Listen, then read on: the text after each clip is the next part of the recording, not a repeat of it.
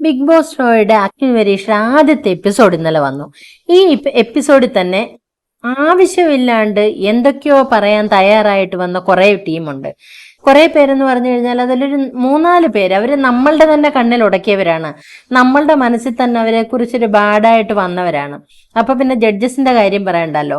Judges അവര് തന്നെ അങ്ങോട്ടും ഇങ്ങോട്ടും ഒരു കുത്തും ചുരണ്ടും ഒക്കെ ഉണ്ടായിട്ട് അങ്ങനെ ഇരിക്കുന്നവരാണ്. രഞ്ജിനി ഹരിദാസും അഖിൽമാരാരും റിയാസും ഒക്കെ പരസ്പരം എന്തോ ഒരു അവരുടെ ഇടയില് അവരുടെ ഉള്ളില് ഒരു ചെറിയ ചെറിയ പ്രശ്നങ്ങളുണ്ട്. അതൊക്കെ ഇങ്ങനെ അതിന്റെ ഇടയിലൊക്കെ ഇങ്ങനെ വന്നും പോയിക്കൊണ്ടും ഒക്കെ ഇരിക്കുന്ന കൂട്ടത്തിലാണ് ഈ കണ്ടസ്റ്റന്റുകൾ വന്നേച്ച് ഇങ്ങനെയും കൂടെയൊക്കെ കാണിക്കുന്നത്. എന്റെ പൊന്ന് തമ്പുരാനെ, ആവശ്യമില്ലാത്ത ഈ ബിൽഡപ്പ് കൊടുക്കുന്ന കാര്യം എന്താണെന്നറിയത്തില്ല ഈ വന്നേക്കുന്നവരൊക്കെ. ഇന്നലെ അതിനകത്ത് ഏറ്റവും കൂടുതൽ പെട്ടുപോയതെന്ന് പറഞ്ഞാൽ വർഷയാണ്. വർഷ എന്ന് പറയുന്ന ആ കണ്ടസ്റ്റന്റാണ് ഏറ്റവും കൂടുതൽ പെട്ടുപോയത്. കാരണം വർഷയ്ക്ക് പറ്റിയ ഏറ്റവും വലിയൊരു അടിയെന്ന് പറഞ്ഞാൽ വർഷയുടെ മുഖത്ത് ഒരു 5 ചാക്ക് മഞ്ഞൾ അരച്ച് തേച്ചാൽ എങ്ങനെ ഇരിക്കും, അങ്ങനെ ആയിട്ട് വർഷയുടെ തലയൊക്കെ ഒരു വശത്തോട്ടങ്ങ് പോകുന്നുണ്ട്. അതിന്റെ കാരണം രഞ്ജിനി ഹരിദാസിന്റെ ടീമിലാണ് വർഷ വന്നത്. അപ്പൊ ഇവര് എഴുതി കൊടുത്തിട്ടുള്ള ഓരോ കാര്യങ്ങളും ഈ ജഡ്ജസിന്റെ കയ്യിലുണ്ട്, പുറത്തുനിന്ന് എഴുതി കൊടുത്തിട്ടുള്ളത്. അത് വർഷയ്ക്ക് പക്ഷെ അറിയത്തില്ല. വർഷയോട് ചോദിച്ചു, ഈ മുൻ ബിഗ് ബോസ് ഷോയില് ഒന്നാമത്തെ ബിഗ് ബോസില് ആരെയായിരുന്നു ഏറ്റവും ഇഷ്ടമെന്ന് ചോദിച്ചപ്പം എടുത്തു ചാടി അങ്ങ് പറഞ്ഞു, എനിക്ക് രഞ്ജിനി ചേച്ചിയെ ഇഷ്ടമെന്ന് പറഞ്ഞു. രഞ്ജിനി ഹരിദാസ് അന്നേരം ചോദിച്ചു, ആരെയാ എന്ന് ചോദിച്ചവൻ പറഞ്ഞു, രഞ്ജിനി ചേച്ചിയെ. അല്ലല്ലോ, അങ്ങനല്ലല്ലോ ഇത് എഴുതിയേക്കുന്നേ. എന്നാ ഞാൻ ആരെ എഴുതിയിട്ടുണ്ടാവത്തില്ല. അന്നേരം പറഞ്ഞ്, ഇത് നോക്കിക്കേ, ഇതൊന്ന് സൂം ചെയ്ത് കാണിച്ചേ, ഇതിനകത്ത് എന്താ എഴുതിയേക്കുന്നതെന്ന് ഒന്ന് കാണിച്ചെന്ന് റിയാസിനോട് പറഞ്ഞേച്ച് രഞ്ജിനി ഹരിദാസ് ഇങ്ങനെ മൈക്കിന്റെ അവിടോട്ടൊക്കെ കാണിക്കുന്നുണ്ട്. അപ്പൊ പറഞ്ഞ്, അയ്യോ എനിക്ക് ഓർമ്മയില്ല. അന്നേരം പറഞ്ഞ്, ഇതിനകത്ത് എഴുതിയേക്കുന്ന പേളിമാണി എന്നാണല്ലോ. എന്റെ ദൈവമേ, നിന്ന നിൽപ്പിൽ നമ്മളില്ല ഭൂമി പിളർന്ന് താഴോട്ട് പോയെങ്കിൽ എന്നൊക്കെ ആഗ്രഹിക്കുമെന്നൊക്കെ നമ്മൾ പറഞ്ഞിട്ട് കേട്ടിട്ടില്ലേ. ഇന്നലെ അതേപോലായി വർഷയുടെ മുഖം. ആവശ്യമില്ലാത്തൊരു കാര്യമായിരുന്നു. പുറത്ത് വെച്ച് എഴുതി കൊടുത്തത് എങ്ങനെയെങ്കിലും ഇവർ അറിഞ്ഞിട്ടുണ്ടെങ്കിൽ അത് മോശമാകത്തില്ലെന്നൊരു ചിന്ത മനസ്സിൽ വേണമായിരുന്നു. രഞ്ജിനി അവരെ ചൂസ് ചെയ്തത് കൊണ്ട് അവരെ ഇംപ്രസ് ചെയ്യിക്കാനായിട്ട് എങ്ങനെയെങ്കിലും, കാരണം ജഡ്ജസിനെ ഇംപ്രസ് ചെയ്യണമല്ലോ, അതിനു വേണ്ടിയിട്ടൊരു ജാട ഇറക്കിയതായിരുന്നു ആ കുട്ടി. അത് അലമ്പിപ്പോയെന്നുള്ളതാണ് സത്യം. പിന്നെ അടുത്തത് എൽദോയാണ്. എൽദോയെ അഖിലാണ് ചൂസ് ചെയ്തത്.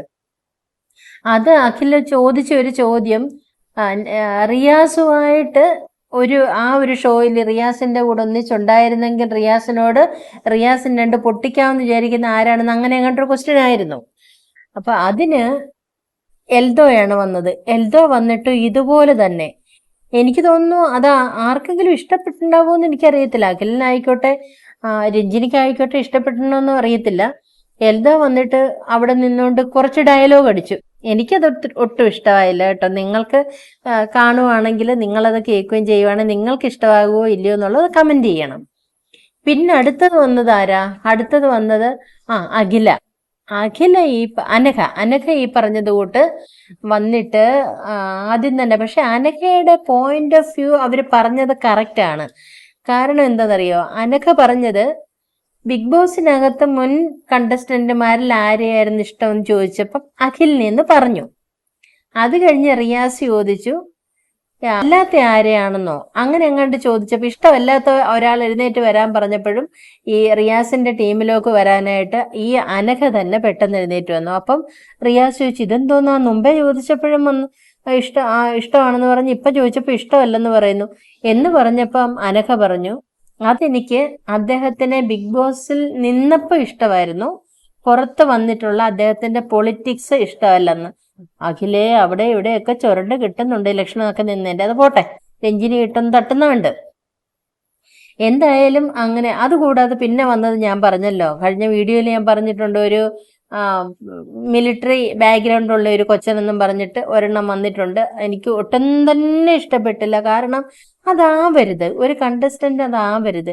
ഒരു കണ്ടസ്റ്റന്റ് എന്ന് പറയാൻ നമ്മളുടെ ഉള്ളിലേക്കൂടെ ഇറങ്ങുന്നവരായിരിക്കണം.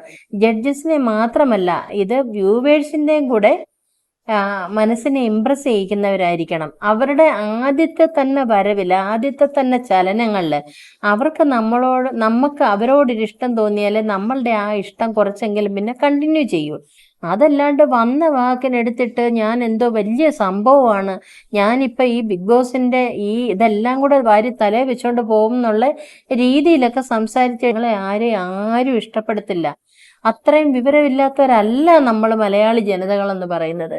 അപ്പൊ ഇതൊക്കെ ഇങ്ങനെ എക്സാഗ്രേറ്റ് ചെയ്ത് പറയുമ്പോഴോ അല്ലെ എന്തൊക്കെ വലിയ സംഭവം കാണിക്കുന്നത് വേറെ ലാംഗ്വേജിലൊക്കെ ഓക്കെ ആയിരിക്കും, പക്ഷെ കേരളത്തിൽ അത് നടനമാടത്തില്ല എൻ്റെ ഉണ്ണി.